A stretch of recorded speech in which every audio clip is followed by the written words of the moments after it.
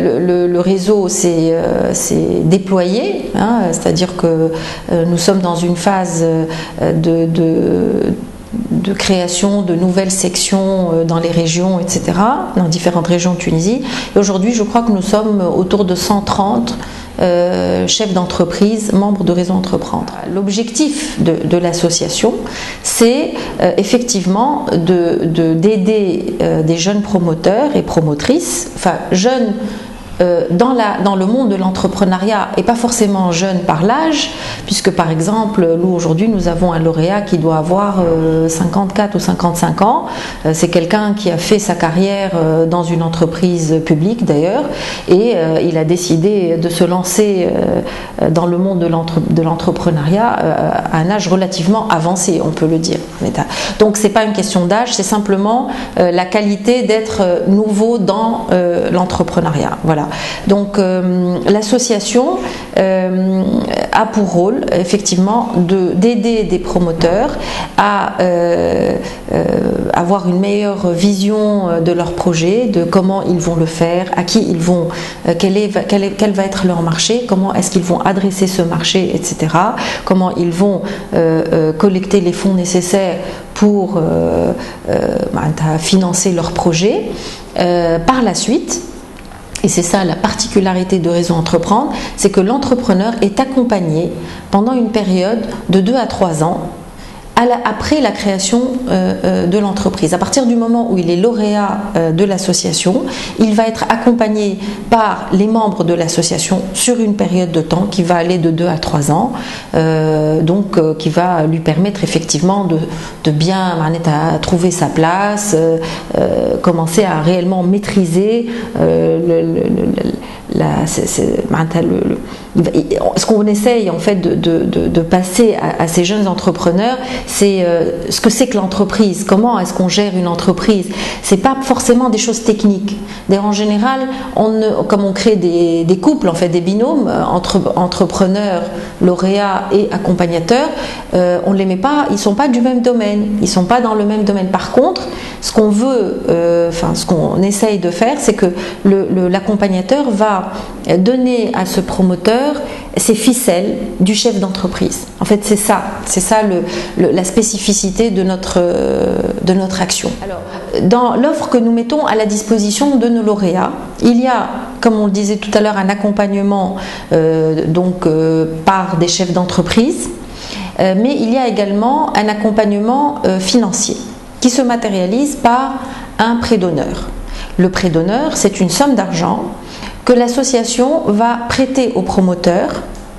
Ce promoteur va devoir la lui rembourser sur une période de 5 ans avec 18 mois de grâce. L'importance, ou la spécificité de ce prêt, c'est que c'est un prêt sans intérêt et sans garantie. Donc en réalité, nous nous basons sur notre méthodologie, notre accompagnement, pour garantir quelque part la réussite du promoteur et donc le remboursement de ce prêt. D'accord ? C'est pour ça qu'il est sans garantie et bien sûr sans intérêt, puisqu'il s'agit d'une association et que nous ne sommes pas autorisés à appliquer des intérêts. Donc cet argent a beaucoup d'importance parce qu'il permet au promoteur soit d'augmenter ses fonds propres et donc de pouvoir déclencher la cascade d'autres crédits qui peuvent être accordés dans le contexte tunisien, par exemple en matière de SICAR, de BFPME, de faux produits, etc. Par contre, ce n'est pas une prise de capitaux de l'association. L'association, ça fait partie des valeurs de l'association. Il y a interdiction à ce qu'un adhérent ait de l'argent dans une entreprise accompagnée, mettre de l'argent, et évidemment l'association ne met pas d'argent. C'est aussi une spécificité de l'association. Donc ce montant, ce prêt d'honneur qu'on accorde aux promoteurs, s'agissant de PME, c'est un montant qui va aller qui est entre 10 et 30 000 dinars à peu près, qui est calculé en fonction du besoin de l'entreprise, du projet, mais également de ce que le promoteur va mettre lui-même dans le projet. Donc il n'est pas question que nous donnions un prêt d'honneur à un promoteur qui lui ne met pas un centime, un millime dans son projet. Donc il y a un équilibre, disons. Donc c'est une manière de dire au promoteur: je te fais confiance, je sais que tu vas réussir, nous sommes là pour réussir avec toi.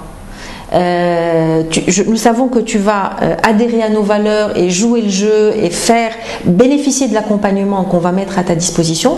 Donc cerise sur le gâteau, on te donne en plus un prêt qui va te permettre d'augmenter ta part de tes fonds propres et donc démarrer ton projet dans de bonnes conditions. Donc ce n'est pas un montant négligeable. Disons les ratios classiques chez Réseau Entreprendre, une association c'est entre 50 et 60 adhérents et entre 10 et 15 projets lauréats par année. D'accord? Donc ça c'est la limite, disons, on ne peut pas faire plus parce que, on parlera tout à l'heure peut-être un peu de méthodologie, faire un projet, à partir du projet jusqu'à faire du candidat un lauréat, demande beaucoup de travail et c'est un temps en particulier, enfin en grande partie aussi, d'ailleurs il y a une partie qui est faite par les permanents de l'association, mais il y a quand même une grande partie qui est aussi assurée par les membres. Et donc comme il s'agit de chefs d'entreprise, on ne peut pas leur demander indéfiniment du temps. Donc c'est consommateur de temps, ce qui fait qu'on ne peut pas, avec 70 membres, disons, faire plus que 15 projets par an.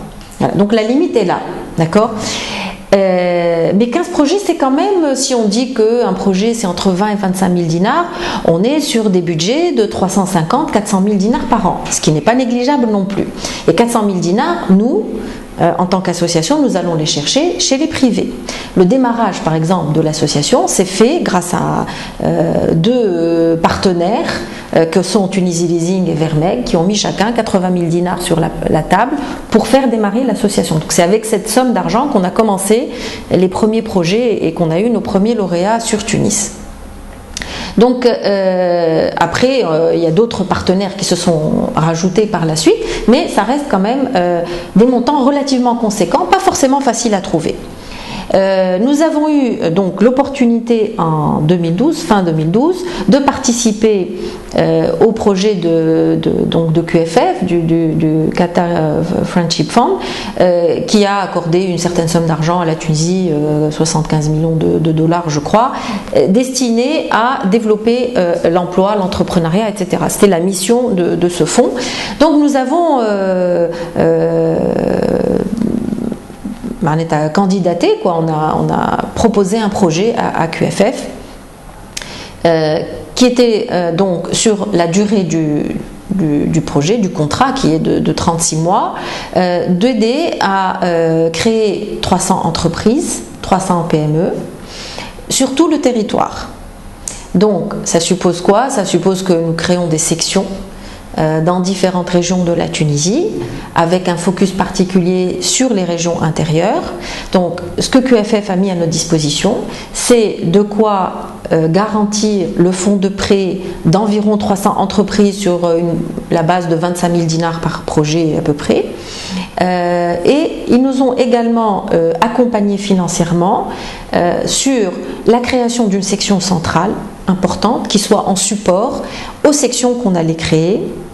Et quand il s'agit de sections dans l'intérieur du pays, alors elles sont en plus accompagnées financièrement par le QFF, c'est-à-dire que de façon dégressive, les frais de fonctionnement de ces sections sur la période de 3 ans vont être assurés par le QFF. Ce qu'il faut dire, c'est que le fonctionnement de nos sections ou de nos associations est assuré par la cotisation de nos membres.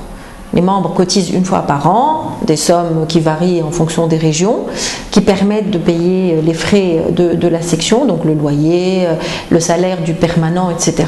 Mais ça peut être insuffisant parce qu'on n'a pas tout de suite 50 membres, hein. On en a 10 au départ et puis petit à petit leur nombre augmente. Donc QFF nous a alloué une somme, donc un don d'environ 600 000 dinars qui nous permet aujourd'hui d'ouvrir tranquillement la section de Sidi Bouzid, la section de Guebes, de Gafsa, etc., etc.